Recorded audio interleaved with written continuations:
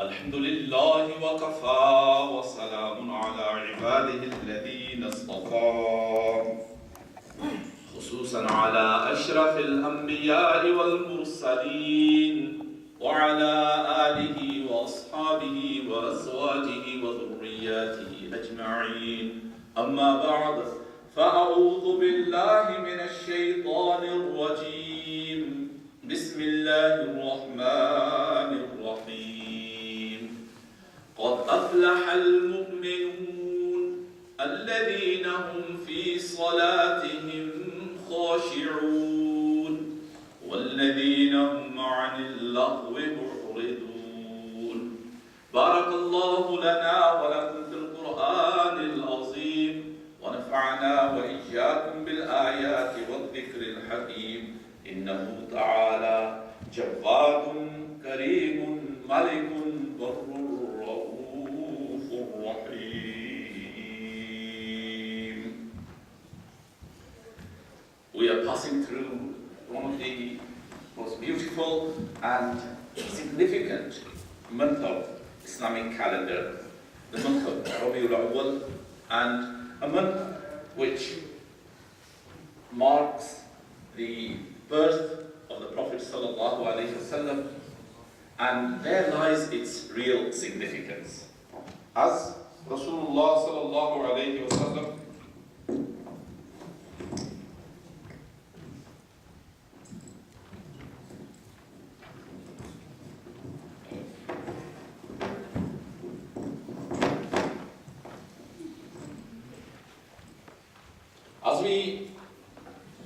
So this is the month in which Rasulullah sallallahu alaihi wasallam was born, and of course the whole year should be when we should be remembering, celebrating, and learning and following the Sunnah of Rasulullah throughout the year. It doesn't mean that we just follow and we just remember and we just talk about the Rasul sallallahu alaihi wasallam in Rabiul Awwal.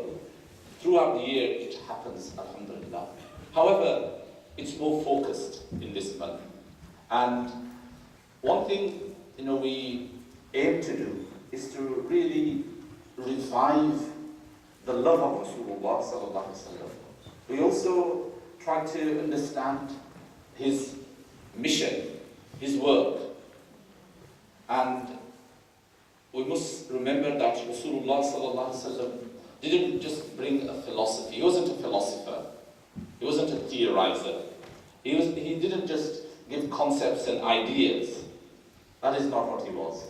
Neither was he just a doer, who just did things without thinking, without giving a philosophy, without giving a rationale for it and reason behind it.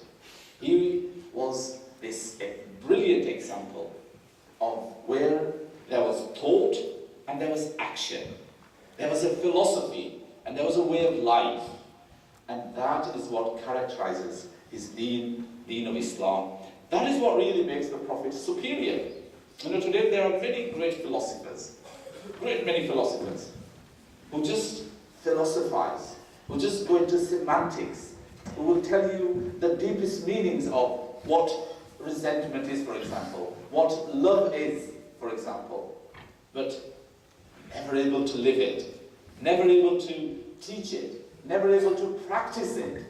But Muhammad Rasulullah sallallahu alayhi wasallam didn't just tell us the deep meanings, the inner dimensions of these words, but actually said, here is how you live out this. I'm not just telling you how to be happy, I am also teaching you something that will keep your happiness forever and ever. The happiness beyond life, okay? And that is what made him powerful, influential, and life changer, and of course, one who changed the course of human history. Last week I talked about Rasulullah sallallahu alaihi wasallam's one saying about the masjid being the best plot of land on earth, the best place in your city, the hub of your society. And we talked about why that is so. And I gave 4 very powerful reasons. One of them was very simply that this is the place where your spirituality is revived, where you are made to think more than what you think about in your workplace, more than just work, more than just earning money, more than in your shop or in your restaurant, more than in your taxi. It makes you think about the reality and that life has a meaning. So that is what the masjid is about, giving us that spiritual understanding and reminding us that your life is far more richer than just the material things. Okay? It also gives us a moral direction. It is a moral compass, teaching us those values that change our attitude, that actually make us better human beings, and how we interact with others. Thirdly, I said it's actually a place where we learn our social relationships and we build social relationships. And why is this important? And I was just reading some of the statistics. In America, there are 42 million people who have chronic loneliness. 42 million is around about 12-15% of Americans face chronic loneliness. Loneliness means nobody has visited them, they have not spoken to anybody, they haven't had social interaction for a long time. And why is this serious? Why is this serious? Well, it's serious because it affects your health very badly. It's well known, people who are lonely, their immune system goes down, therefore they will be vulnerable to any kind of most weak and mild kind of infection.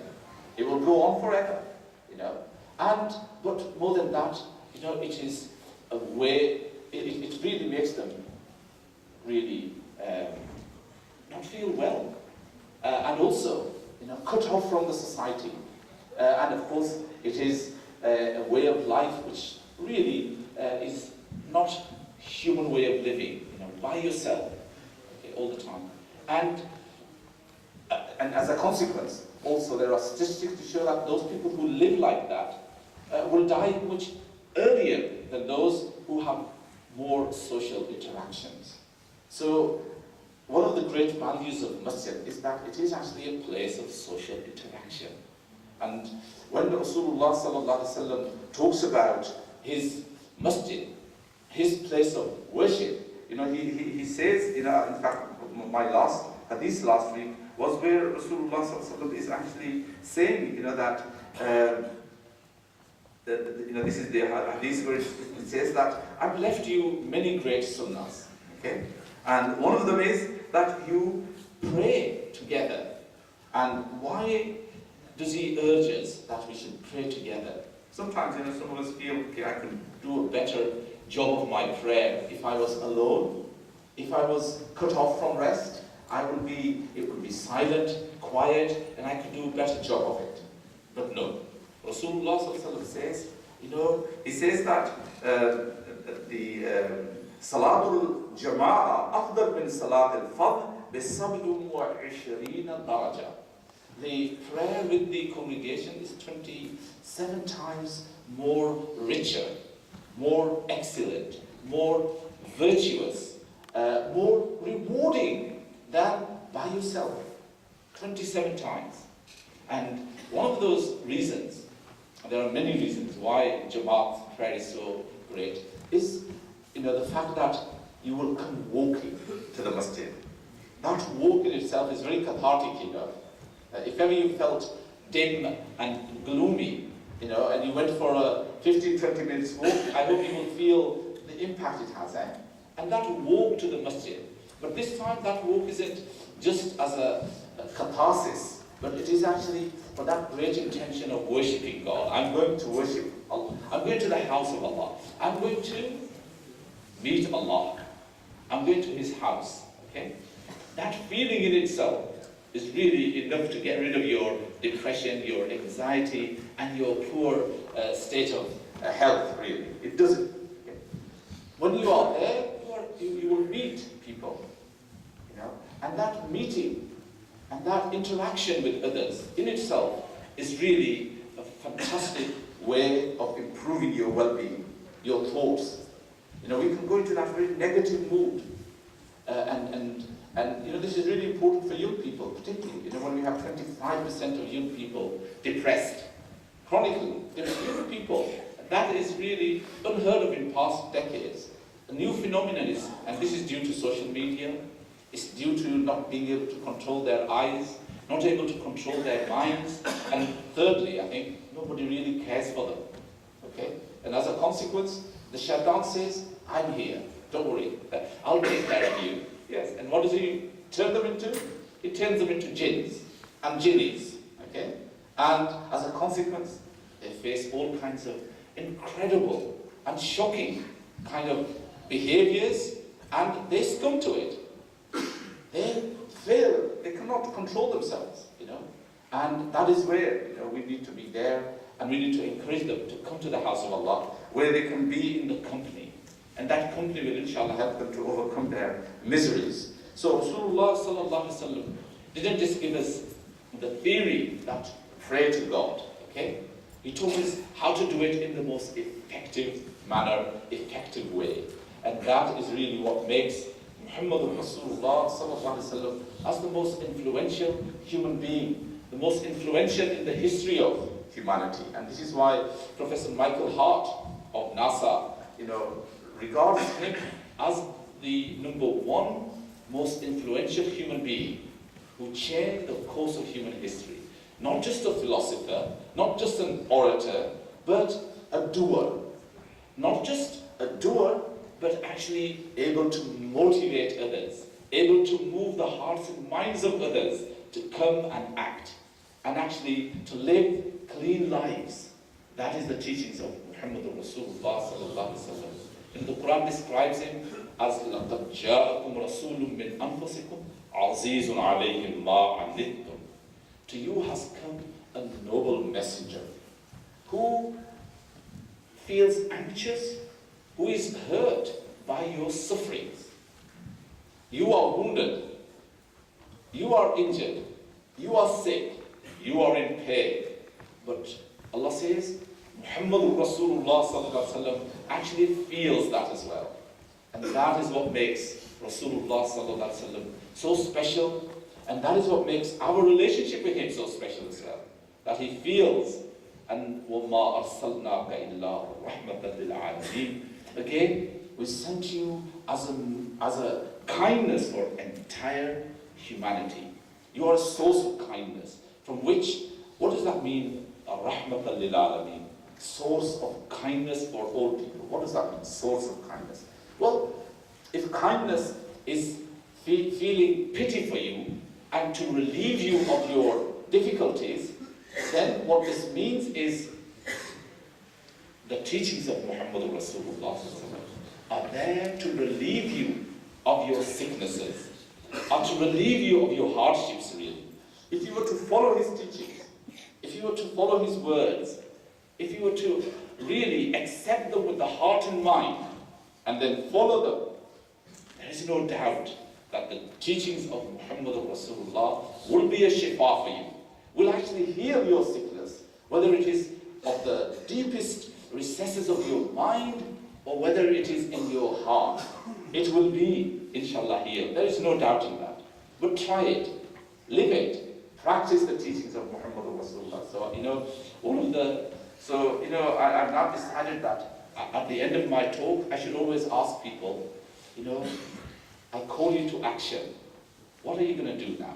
We've heard the beauty, the virtues, the excellence of the masjid.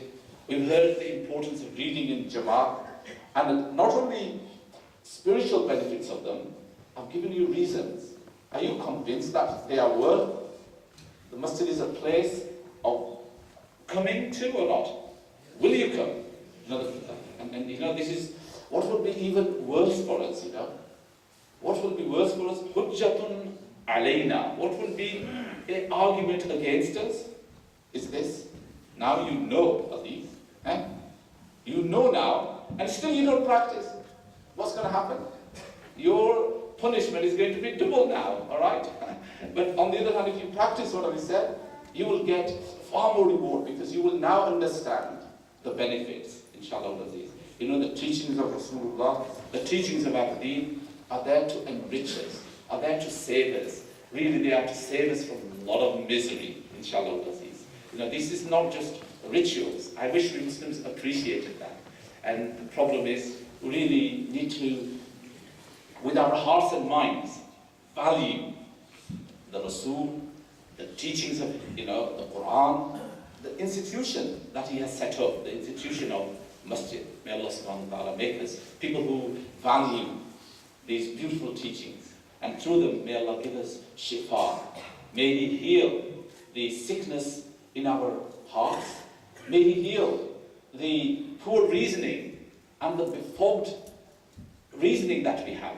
And may He give us clarity in our thinking, in our reasoning, in our philosophizing, and in our beliefs. وآخر دعوانا أن الحمد لله رب العالمين.